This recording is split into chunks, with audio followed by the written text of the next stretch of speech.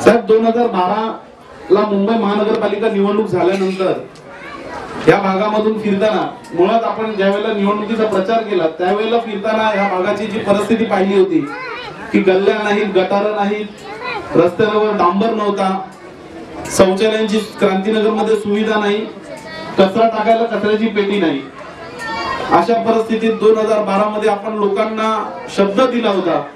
की तुम्ही शिवसेना या पक्षावर विश्वास ठेवा, शिवसेना तुमच्या पाठीत कधी तुम्हाला धोका देणार नाही, तुम्हाला दिलेला शब्द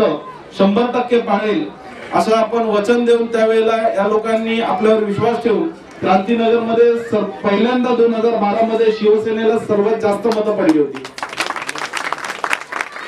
आणि लोकांनी टाकलेला विश्वास हा खरा सत्यात उतरवण्याची वेळ जेव्हा आली त्यानंतर आपण या विभागातले जेवढे मुख्य रस्ते,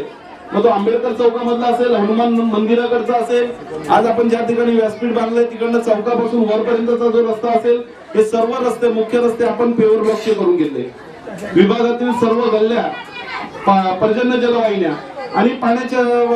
लाईन्स या सर्व आपण देण्याचा प्रयत्न केला। तरी सुद्धा बऱ्याच प्रमाणात अजून गल्ल्यांची कामं बाकी आहेत ती आपण या फेब्रुवारी ते मार्च महिन्यात पूर्ण करतो।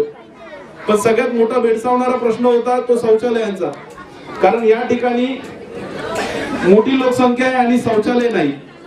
आणि जे शौचालय होते महात्मा फुले चाळीच्या इथले त्याची अवस्था अशी होती की कधी पण अपघात होऊ शकत होता। त्या ठिकाणी शौचालयांना दरवाजे नव्हते, त्या ठिकाणी टाकीला होल पडले होते, कधी म्हणजे टाकी खाली बसेल असं सांगता येत नव्हतं। ज्या ज्या वेळेला आम्ही या ठिकाणी यायचो त्या त्या वेळेला इथल्या आया बहिणीची एकच मागणी असायची की जेवढ्या लवकरात लवकर आम्हाला हे शौचालय बनवून द्याल तर आम्हाला त्याचा फायदा होऊ शकतो। आणि नगरसेवक असल्या कारणाने गेली 2-2.5 वर्ष काम करत असताना एकच जाणीव होत होती